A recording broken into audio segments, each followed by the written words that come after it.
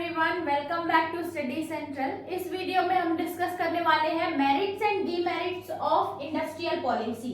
अभी तक हमने न्यू इंडस्ट्रियल पॉलिसी लास्ट की वीडियो में कवर की थी, उसके मेरिट्स क्या है और डीमेरिट्स क्या है। तो ये याद रखना कि हम न्यू इंडस्ट्रियल पॉलिसी के डीमेरिट्स और मेरिट्स जान रहे हैं। New industrial policy 1991।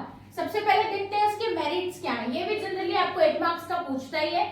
मीनिंग के साथ साथ आपको बोलेगा कि एक्सप्लेन न्यू इंडस्ट्रियल पॉलिसी और उसके मेरिट्स और डीमेरिट्स। ठीक है, तो इससे आपका 8 मार्क्स का क्वेश्चन बन जाएगा। ये मैंने पॉइंट्स लिखे हैं, आप पॉइंट समझने के बाद उसको एक्सप्लेन करेंगे तो आपका आंसर बड़ा हो जाएगा। तो मेरिट्स में पहला है इंक्रीज इन कंपटीशन। जाहिर सी बात है कि न्यू इंडस्ट्रियल पॉलिसी फोकस कर रहा था कि नंबर ऑफ इंडस्ट्रीज एस्टैब्लिश हो, और ऐसे में कंपटीशन भी अराइज होगा ना। जितने नंबर्स ऑफ इंडस्ट्री आएंगे उतना कंपटीशन। और उसको दूसरे टर्म्स में देखा जाए तो अब पब्लिक सेक्टर से ज्यादा प्राइवेट सेक्टर को इंडस्ट्रीज ओनरशिप दी जा रही थी, जिसके कारण पब्लिक और प्राइवेट दोनों में ही कंपटीशन क्रिएट हो सकता। इसीलिए इसको बोलते हैं कि ये कंपटीशन को इंक्रीज करती है, जो कि अच्छी बात है, हेल्दी कंपटीशन देती है। फिर आता है increase in welfare of labour. Welfare of labour increase हो रहा था, क्यों? क्योंकि जैसे ही इंडस्ट्री बढ़ रही थी, रिक्वायरमेंट ऑफ मैन पावर भी बढ़ता है। इसके कारण अब गवर्नमेंट लोग देख रही थी कि जो लेबर है उनको सही से वेजेस मिल रहे हैं कि नहीं मिल रहे हैं। तो ये हो सकता है कि ये एक इसका बेनिफिट या मेरिट है कि वेलफेयर ऑफ लेबर इंक्रीज हो रहा था, क्योंकि भैया वर्क की रिक्वायरमेंट तो आ रही थी, सो लेबर वॉज इम्पोर्टेंट। फिर लिबरलाइजेशन। लिबरलाइजेशन मतलब होता है कि हम प्रोसेस को इजी बनाते हैं। जैसे कि पहले इंडस्ट्री अगर हम लोग सेटअप करने जाते थे तो उनका प्रोसेस, प्रोसीजर, फॉर्मेलिटीज इतनी ज्यादा होती थी कि टाइम वेस्ट होता था उसमें बहुत ज्यादा, और आधे लोग वो डॉक्यूमेंट नहीं बना पाते थे, जिसके कारण उनका स्टेप ही कंप्लीट नहीं हो पाता था।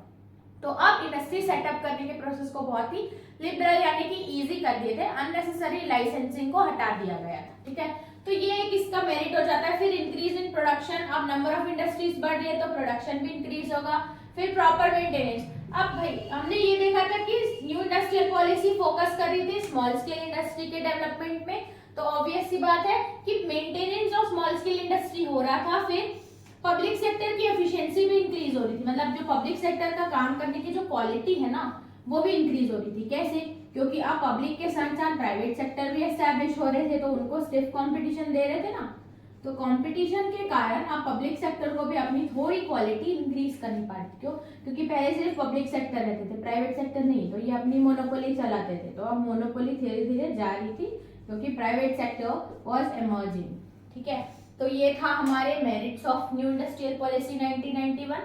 अब देखते हैं डीमेरिट्स। डीमेरिट्स पहला आता है concentration of economic power. Concentration of economic power ये बोलता है कि जो इंडस्ट्रीज हम प्राइवेट सेक्टर को दे रहे थे, तो वो प्राइवेट सेक्टर ग्रो करते जा रहे थे। तो अब इकोनॉमिक पावर सिर्फ उन्हीं रिच पीपल के थ्रू रह के क्या था, क्योंकि अब जो छोटे जो हमारे बिजनेस वाले थे उनको ज्यादा कुछ नहीं मिल पा रहा था। तो ये था कि इंडस्ट्रीज को इंपॉर्टेंस मिल रही थी, तो कंसंट्रेशन ऑफ पावर। फिर इकोनॉमिक सोवरेनिटी, इक्वालिटी पे फर्क पड़ रहा था। फिर इनकी रीजनल इनइक्वालिटीज आ रही थी, क्योंकि जो रीजन बेसिस पे इंडस्ट्रीज बढ़ रही थी ना, तो रीजनल इनइक्वालिटीज आ सकती है। उसके बाद एफिशिएंसी विल नॉट इंक्रीज, क्योंकि हम नंबर ऑफ इंडस्ट्रीज इंक्रीज कर रहे थे, एफिशिएंसी नहीं इंक्रीज कर रहे थे उनकी। अब प्राइवेट सेक्टर आ रहे हैं, किनको पता कि उनकी अच्छे से काम कर रहे हैं कि नहीं, तो सिर्फ नंबर्स इंक्रीज हो रहे थे, एफिशिएंसी नहीं। फिर social objective ignore. Social objective जैसे कि कल्चर, एजुकेशन, हॉस्पिटल, ये सब जो हमारा सोशल ऑब्जेक्टिव्स हैं, इक्वालिटी लेके आना, वो नहीं, हम सिर्फ इंडस्ट्रियल ग्रोथ पे फोकस कर रहे थे, तो ये एक ऑब्जेक्टिव जा रहा था। फिर पब्लिक सेक्टर की इंपॉर्टेंस धीरे धीरे कम होने लगी, क्योंकि अगर हम अभी भी देखते हैं तो आप स्कूल, कॉलेजेस या हॉस्पिटल प्राइवेट ही प्रेफर करते हैं। तो जैसे ही प्राइवेट सेक्टर इमर्ज हुए, पब्लिक सेक्टर की जो इम्पोर्टेंस थी वो डिक्लाइन होने लगी। ठीक है, तो ये हमने देखा about merits and demerits of new industrial policy 1991। I hope आपको समझ में आया होगा। इस वीडियो में इतना ही रखते हैं, मिलते हैं नेक्स्ट वीडियो में नेक्स्ट टॉपिक के साथ। तब तक के लिए थैंक्स फॉर वॉचिंग।